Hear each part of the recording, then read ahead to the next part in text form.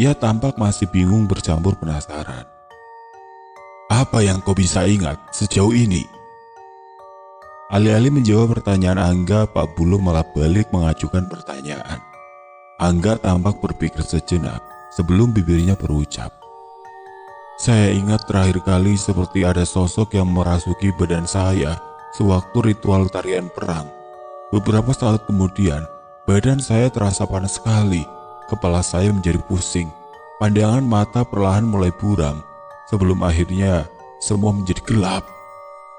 Suara Angga pelan dan bergetar.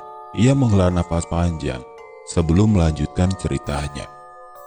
Setelah itu di antara mimpi dan nyata, saya bertemu dengan makhluk mengerikan. Wajahnya seperti gabungan antara ayam dan kura-kura. Mulut seperti paruh ayam. Kepalanya runcing, badannya penuh bulu berwarna hitam. Kemudian ada cangkang mirip kura-kura di belakang punggungnya. Makhluk itu menyeringnya memperlihatkan gigi-gigi dan taringnya yang mengerikan, seperti bersiap untuk menerkam dan memakan saya. Ucap Angga. Suaranya bertambah parau, bergetar. Pandangannya menerawang jauh, ada kengerian di sorot mata Angga. Lalu tiba-tiba ada sinar merah kehijauan yang menyilaukan mata. Beberapa detik kemudian, semuanya kembali menjadi gelap. Saya kehilangan kesadaran. Begitu siuman, saya sudah berada di sini. Angga tampak bingung mencoba memahami apa yang sebenarnya telah dialaminya. Terlalu banyak puzzle yang hilang. Matanya kembali menerawang seolah sedang menerka-nerka setiap serpihan ingatan yang hilang. Pak Bulu lalu menepuk pundak Angga, menenangkannya. Sebenarnya, apa yang terjadi selama saya tidak sadarkan diri, Pak? Tanya Angga dengan tatapan memohon. Seperti seorang anak yang sedang memohon kepada ayahnya, Pak Bulu menghela nafas panjang sebelum memulai bercerita. Sewaktu kamu dan teman-temanmu mengikuti ritual tarian perang, kami mengetahui bahwa ternyata di tubuhmu dan tubuh beberapa temanmu ada hantu Belanda yang masih menempel. Oleh karena itu, makhluk astral pelindung suku kami marah dan berusaha mengusir hantu Belanda itu dari dalam tubuhmu dan tubuh teman-temanmu, yaitu dengan cara merasuki tubuhmu dan tubuh teman-temanmu. Saat ada salah satu makhluk astral pelindung kami yang masuk ke tubuhmu, itulah ragamu tidak mampu menahan kekuatan besar makhluk astral pelindung desa kami. Akhirnya ragamu diambil alih oleh mereka berdua. Di tengah pertempuran antara makhluk astral dan hantu Belanda, kesadaranmu hilang. Ragamu diambil alih secara bergantian.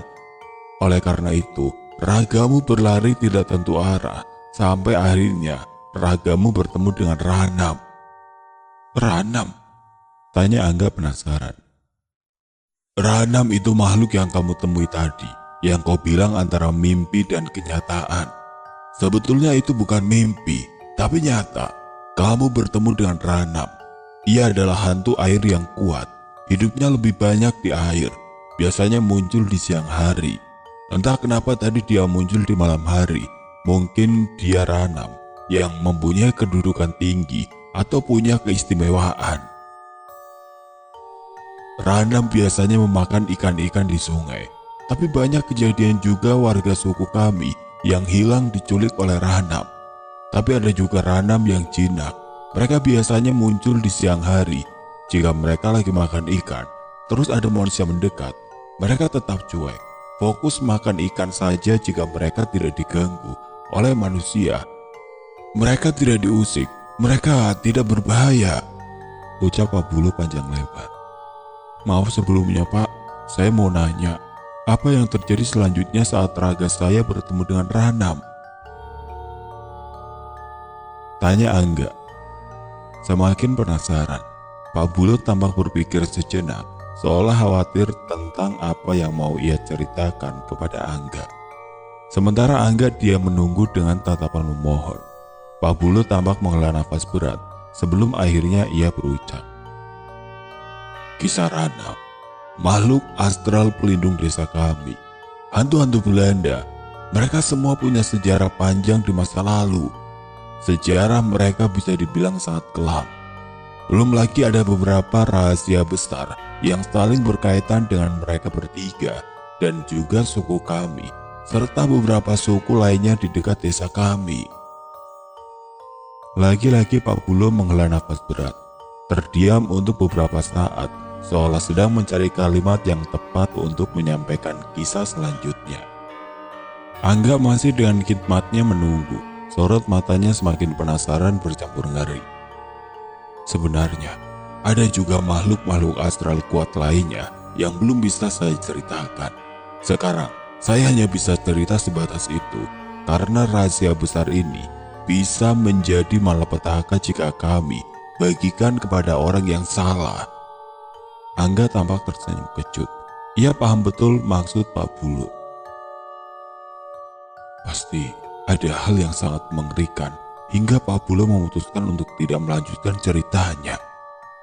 Batin Angga mencoba berpikir positif atas keputusan Pak Bulo. Oh ya, satu lagi. Di antara semua makhluk astral yang saya ceritakan tadi, ada makhluk terkuat yang menjadi kunci penyelesaian masalah dari semua rahasia besar ini, yaitu makhluk bunian, atau yang kalian kenal dengan orang bunian, ucap Pak Bulo pelan. Ucapan Pak Bulo yang pelan terdengar bagai petir di telinga Angga. Sekarang ia mengerti kenapa Yuna berambisi ingin tahu tentang orang bunian.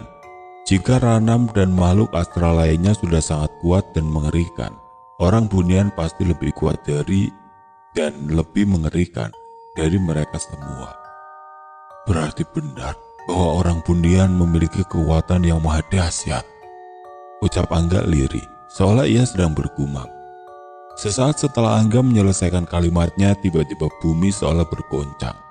Bumi tempat mereka berpijak terjadi gempa yang sangat dahsyat. Angin bertiup kencang menerbangkan apapun yang dilaluinya. Wajah Pak Bulo berubah pias, begitupun wajah Angga. Mereka berdua berusaha berpegangan satu sama lain, sementara tangan yang lain meraih apapun sekenanya, supaya tubuh mereka tidak ikut terbang bersama angin yang bertiup kencang. Entah berapa lama mereka berdua berjuang dalam situasi itu, saat angin mereda dan goncangan terhenti. Dari arah lebatnya hutan muncul orang-orang dengan wajah mengerikan, diiringi kemunculan binatang buas. Ada beruang madu, macan dahan, dan anjing liar. Anjing-anjing itu berukuran lebih besar daripada anjing pada umumnya. Tubuh Angga gemeteran saking takutnya. Ia tanpa sadar terkencing di celana. Tangannya memegang erat tangan Pak Bulo. Melihat siapa yang datang, Pak Bulo menegakkan punggung.